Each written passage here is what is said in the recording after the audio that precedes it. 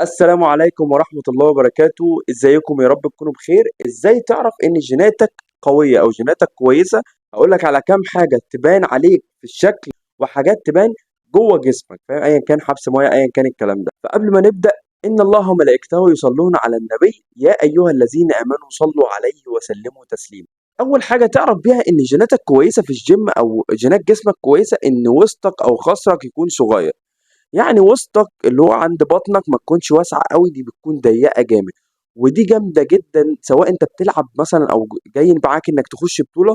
سواء انت في فيزيك او كلاسيك او بادي بيلدينج، في التلاتة هتكون قوي جدا لانك هتكون مميز. تاني حاجة ان اللات بتاعك او الماجنس يكون نازل قوي لاخر ظهرك. يعني ايه؟ في ناس عندنا هوريكوا صور طبعا ان اللات عندهم بيبقى طالع لفوق لحد نص ظهره ويبدأ ينزل على القطنية على طول.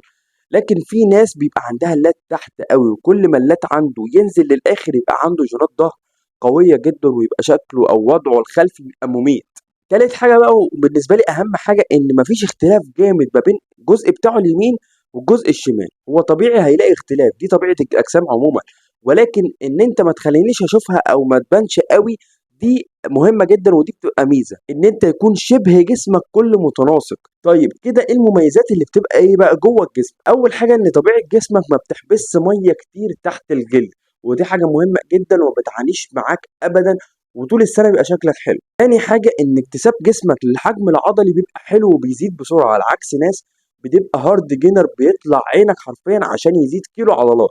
سيبك بقى من كل اللي احنا بنقوله ده، انك لو اشتغلت على نفسك حتى لو جينات جسمك مش حلوه هتعمل فورمه حرفيا تكسر الدنيا، حتى لو انت مش هدفك انك تطلع بطوله. وعايز اقول لك بقى انك تشيل الكلام ده كله في دماغك لو انت هدفك تعمل جسم قوي ليك انت، حتى لو جيناتك مش حلوه. افتكر دايما ان الجينات دي يا جماعه في شكل العضلات، لكن هتعمل عضلات قويه لو انت عايز، لو انت ضغطت على نفسك تمرين كويس، اكل كويس، نوم كويس، الدنيا بتبقى كويسه. مش حاطط اي حاجه في دماغك، والله لا توصل لحاجه مشرفه جدا طالما انت بتتمرن عشان تخلي صحتك كويسه وشكل جسمك يبقى حلو ليك ولدينك. بس كده، متنساش لو عجبك الفيديو تعمل اشتراك في القناة وتعمل لايك للفيديو، وما تنساش اهم حاجة انك تصلي على النبي.